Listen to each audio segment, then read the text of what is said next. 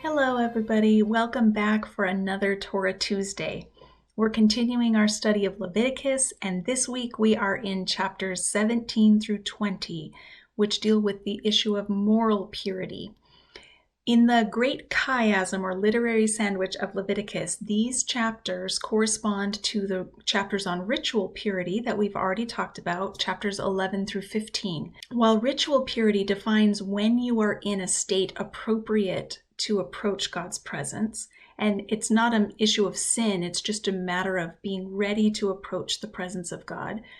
These chapters deal with sin issues, defining sin and its penalties, so that people know when they are in a state of brokenness in their relationship with God that requires reconciliation or punishment. The section is broken up into 4 different speeches. Each one corresponds to a chapter. Chapter 17 gives instructions about centralizing worship. People can't just make sacrifices here, there, and everywhere. They're supposed to bring their sacrifices to the central sanctuary so that the priests who are authorized to oversee the sacrifices can do it properly. That chapter also includes some laws about not eating blood, because the blood represents the life of an animal, and God gave them blood so that it could be used as a means of reconciliation with Him, not as a culinary ingredient. Chapter 18 is the second speech of this section, and here we get a detailed list of prohibited sexual relations. Now, these chapters are rather controversial. Chapters 18 and 20 both are talking about sexual sin. It's become common in our day for debates to revolve around Leviticus chapter 18. Some people would say, see, here the Bible's really clear in prohibiting same-sex relationships, sexual relationships. And others would say, see, the Bible prohibits it in Leviticus. And the rest of Leviticus contains laws we don't follow today because they've been done away with in Christ. They're part of an old system in the Old Testament, and so we don't have to follow this either. So it's become the point of great debate. Now, this is a short video, so there's not adequate time to fully explore this issue, but I just want to make a note that it would be easier to dismiss the laws against same-sex sexual relations if they appeared in the other section in chapters 11 through 15 on ritual purity, because it's true, we don't approach God at a sanctuary. We're not offering sacrifices anymore. So if same-sex relationships were a matter of ritual purity, it would be much easier to make the case that they'd been done away with in Christ. But in fact, these laws occur in the section of Leviticus that's dealing with moral purity. So it doesn't have anything to do with the tabernacle. It has to do with being in covenant with Yahweh and demonstrating His character to a watching world. So that's not meant to end the conversation, but maybe to be a starting point or to help in our exploration of what does this need to look like in our culture.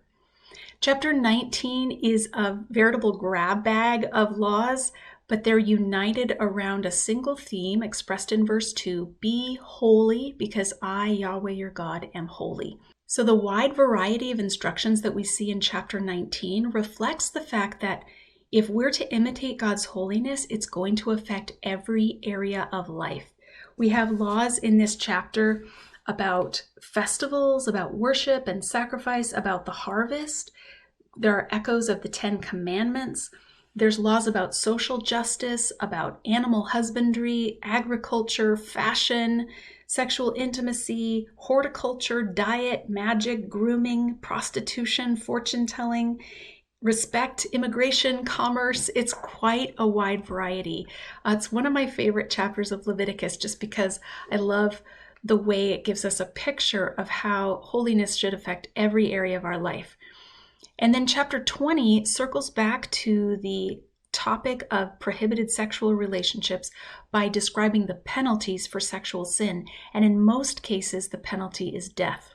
This is something taken very, very seriously. It's interesting to note that when God lays out the prohibited sexual relationships, He does so in contrast to Egypt and Canaan.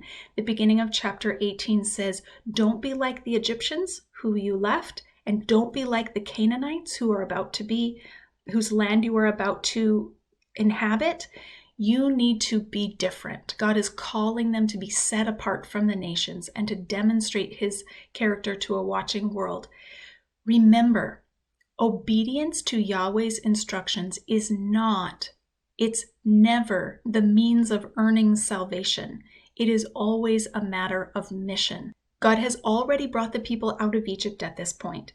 He is now telling them how to live as his treasured possession so that those around can look at them and see what God is like. Israel is a nation that bears God's name. They belong to God, and therefore they represent the character and reputation of God to a watching world. The New Testament authors recognize that the church takes up this same mantle, joining Israel's mission. The New Testament authors repeat many of the same laws, calling for holiness among believers in Jesus as the Messiah. Sinai still matters. So I'm really glad you've joined me for this video as we're taking a closer look at this neglected book. And I hope that you continue to read and think about it throughout the week. We'll see you next week.